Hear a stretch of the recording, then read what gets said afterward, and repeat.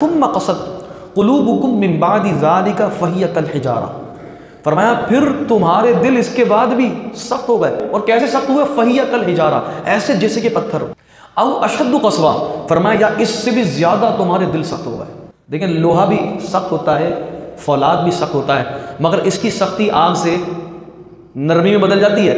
कुरान ने ना फौलाद कहा ना लोहा कहा तुम लोहे की तरह सख्त हो गए, कहा वो भी आग से नरम हो जाता है, कहा पत्थर की तरह सख्त हो। और पत्थर ना आग से नरम होता है ना फौलाद से नरम होता है। ऐसे सख्त तरीन लोग हो गए, इनके दिल इतने सख्त हो गए, इतने अज़ाबात पीछे देख कर आ रहे हैं। तो उलमा ने यहाँ पर मुफस्सिरीन ने लिखा 3 चीज़ें इंसान के दिल में ना सख्ती पैदा करती हैं। फरमाया सबसे पहली चीज़ दुनिया ज़ियादती, ऐश इशरत की ज़ियादती, लगे रहना, ऐश इशरत की चीज़ों को हासिल करने के लिए लगे रहना, का ये सख्ती कर देती है, दिल के अंदर सख्ती पैदा कर देती है। दूसरी चीज़ है दुनिया में ज़्यादा मशगूलियत, दीन की तरफ तवज्जो ही नहीं है। दुनिया दुनिया दुनिया दुनिया, रात दिन कमाई कमाई कमाई कमाई, इससे दूसरी कोई बात होती नहीं है, बस दुनिया के अंदर मशगूलियत। उलमा ने फरमाया देखो इसीलिए अल्लाह तबारक व तआला ने दिन और रात में इबादतें हम पर फ़र्ज कर दी, इसीलिए ताकि कुछ हिस्सा इधर भी लगा रहे बंदा, ज़्यादा दुनिया के अंदर मशगूल ना होता है। और दिन और रात में नमाज़ें फ़र्ज़ हैं हम पर। ईशा की नमाज़ कब पढ़ते हैं? हम रात में पढ़ते हैं। फजर की नमाज़ कब पढ़ते हैं? अब सुबह गुरूब हुआ होता है।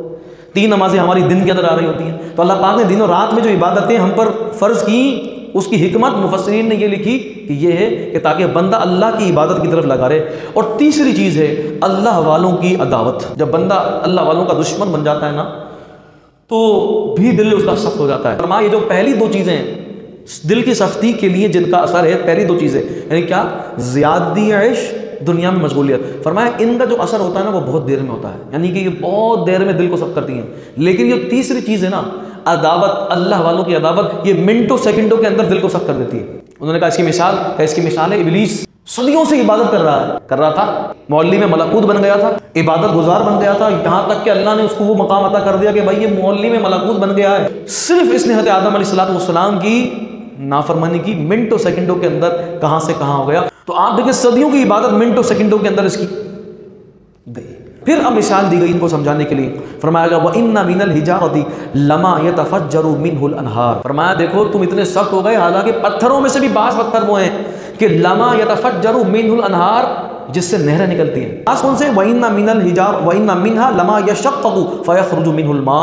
और पत्थरों में से बाज वो हैं कि जिनसे पानी के चश्मे फूट जाते हैं, और बाज वो हैं कि वइन्ना मिनहा लमा यहबितु मिन खश्यतिल्लाह, और बाज पत्थर वो हैं कि जो अल्लाह का हुक्म पाकर खौफ से गिर जाते हैं। आप देखिए ये इदराक अल्लाह ने पत्थर में भी रखा है। फरमाया पत्थर भी अल्लाह को अगर अल्लाह तबारक व तआला के इताअत करने वाले हैं, तुम उससे भी ज़्यादा सख्त हो गए। वो इनकी सख्ती को बयान किया था, इतने सख्त हो गए हो तुम कि पत्थरों के अंदर भी अल्लाह ने ये इदराक रख दिया और तुम्हारे अंदर। तो उलमा ने फरमाया मालूम हुआ कि दिल की नरमी अल्लाह तबारक व तआला की बड़ी नेमत है। ज़मीन को हम हल चलाते हैं ना, ज़मीन को हल करके नरम किया जाता है तो बीज बोया जाता है। फिर इसी ज़मीन को पानी से नरम करके बर्तन बनाया जाता है जिससे वो महबूब के पीने के काबिल होता है। फरमाया इसी तरह, बिल्कुल इसी तरह इंसानी दिल अगर नरम हो तो उस दिल के अंदर ईमान और इरफान के बाग लग जाते हैं।